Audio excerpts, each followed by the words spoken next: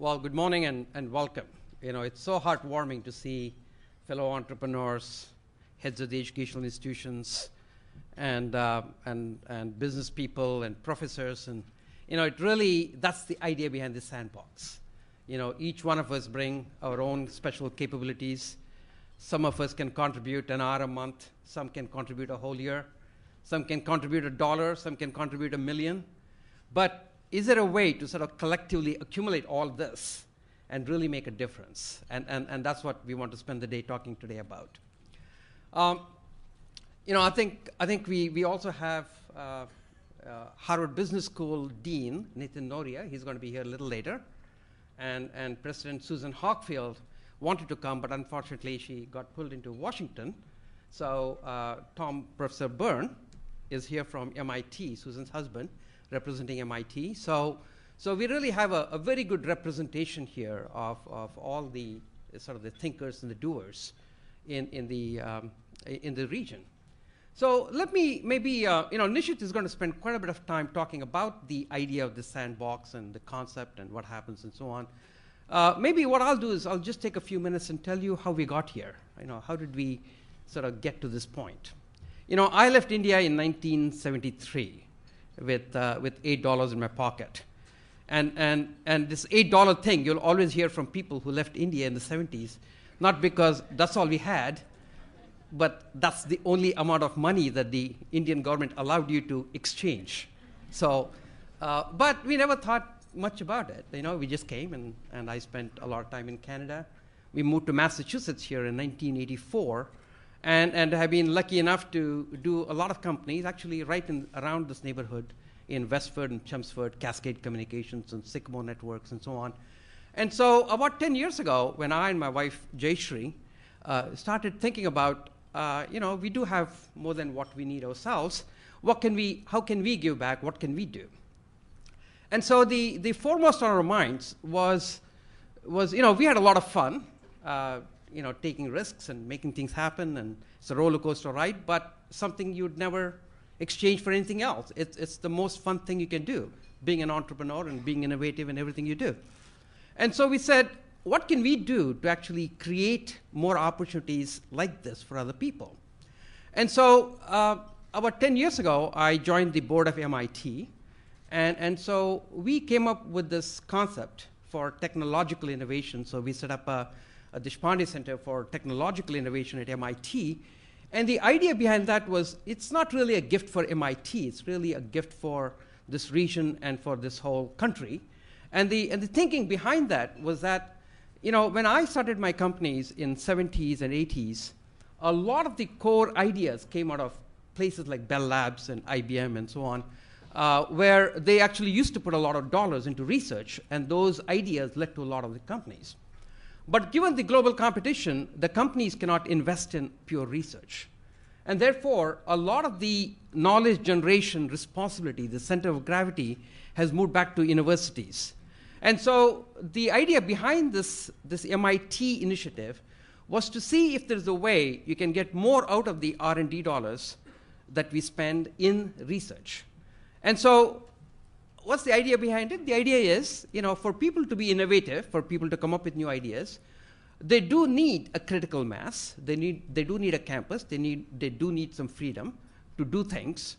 And they also have a huge desire to have an impact with the idea that they think about, because you know, that's what gets people going. But however, very quickly, when people congregate and think about things, very quickly they get into the business of impressing each other as opposed to that impact.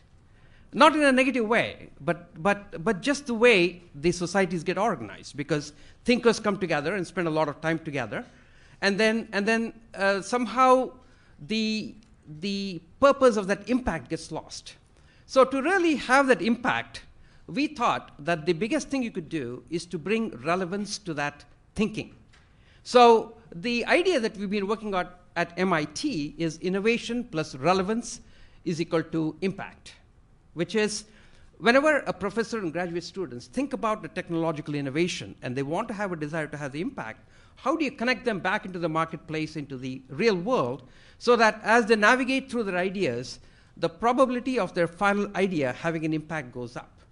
And this has been fairly successful, and I think not only at MIT, it's spreading out quite a bit. In fact, about 3 months ago, President Obama set up a council for innovation and entrepreneurship, and I'm co-chairing that council along with Steve Case of AOL and Mary Sue Coleman of University of Michigan.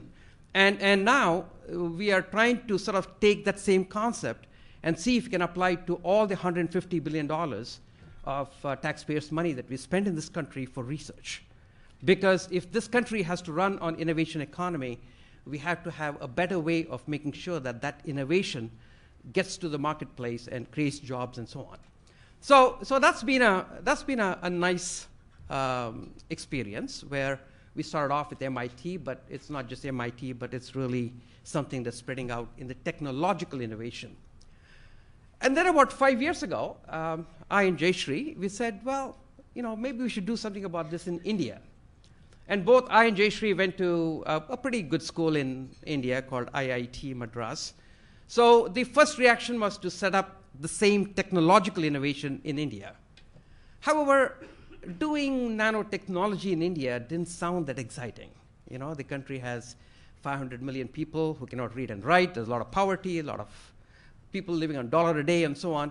So we said, let's see if we can swing the pendulum to the other extreme and do something similar, but for social innovation. So we came up with this idea called Social Innovation Sandbox. In fact, Nishit and Jayshree were the ones who used to make all these trips from Boston and trying to get this project going in India. And also we have the person who heads that initiative right now, Naveen Shah, at this conference, visiting us from India. So the idea behind that concept was you still need innovation, you need relevance. Relevance is right there, because if you have a sandbox, if you have an area, the reason why we call it a sandbox is because for innovation to happen, you need a critical mass. You need activities happening in the same thing. You need the buzz. You need people talking to each other and excited about ideas. And so we do everything within a small area in India. A small area in India is still 5 million people. And we fund about 60 different initiatives. And there's a lot of people from here who go spend a whole year. Students go from here. And more important than that, I think the key success has been in getting the local people all excited about this initiative. So we have 8,000 college students doing 2,000 projects. We have a lot of young leaders, 20-year-olds, really taking charge and doing a lot of new things. We have 30 to 40-year-old leaders within the community, leading a lot of policy. And so there's a lot of excitement, and people have really come up with ideas that are just amazing. One of these organizations, and Nishit will talk a little bit more about it, that does midday meals. So they built a kitchen and do 185,000 meals from one kitchen. So today, they've scaled it up all across India to 1.3 million meals a day, 12 cents a meal. They come up with a way to teach science to rural kids, and they're doing 700,000 kids this year. They'll do 7 million kids in 3 years. And so a lot of the success here has actually been in co-creation. When you do a company and you have a good idea, if you want to actually create good services and products, there's always this concept of co-creation. You always work with your customers to co-create a product that really is appreciated by them. So in a lot of the social innovation, sometimes, just like it's possible to have universities where professors get isolated from the marketplace, it's possible that in social innovation sometimes people who are innovating get somewhat distant and disassociated with their customer base. And so the idea behind this sandbox is to actually go to the other side and see if you can create enough innovation and entrepreneurship in the area so that you have enough receptacles for all this good thinking that goes on. There's no lack of good thinking in Boston. I mean, Boston is the intellectual capital of the world.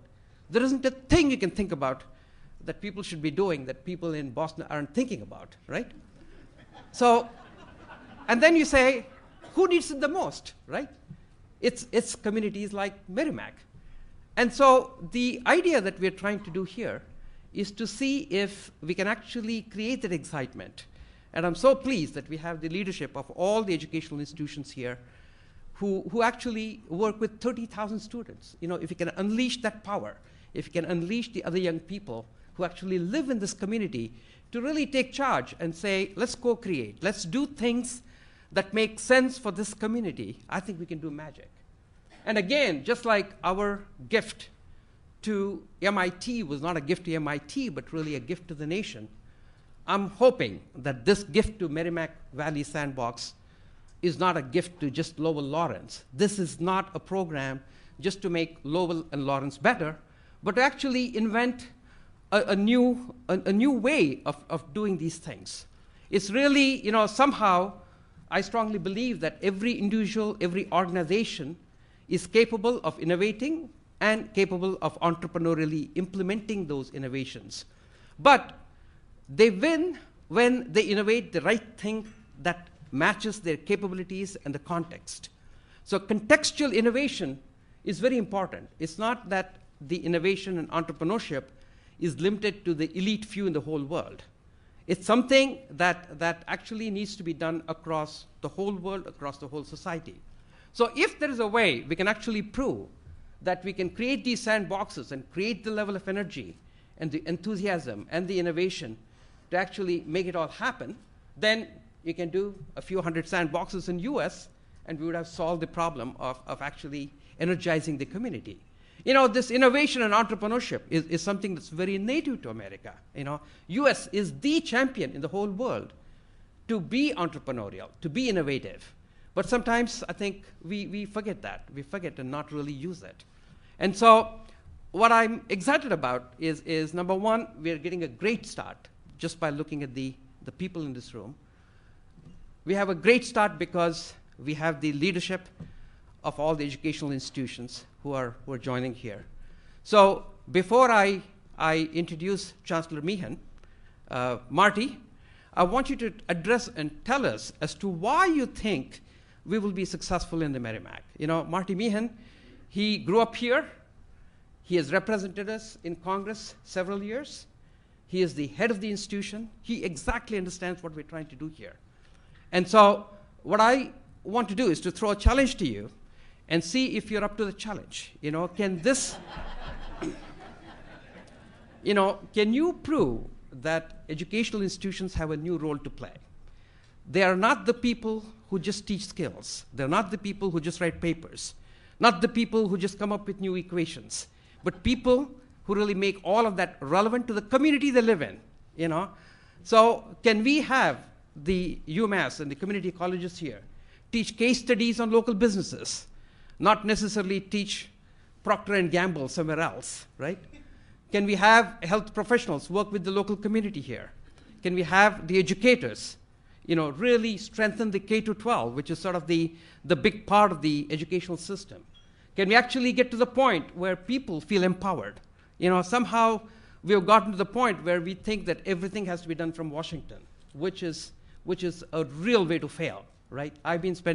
I was in Washington just yesterday and the day before because we had the council meeting, and the whole thing is to get that power back to the people, get where it belongs so that people don't feel helpless. I think the feeling of thinking about new ideas and taking charge and fighting, because it's not a resource issue. I always find that it's only when you choke up resources that people actually do better.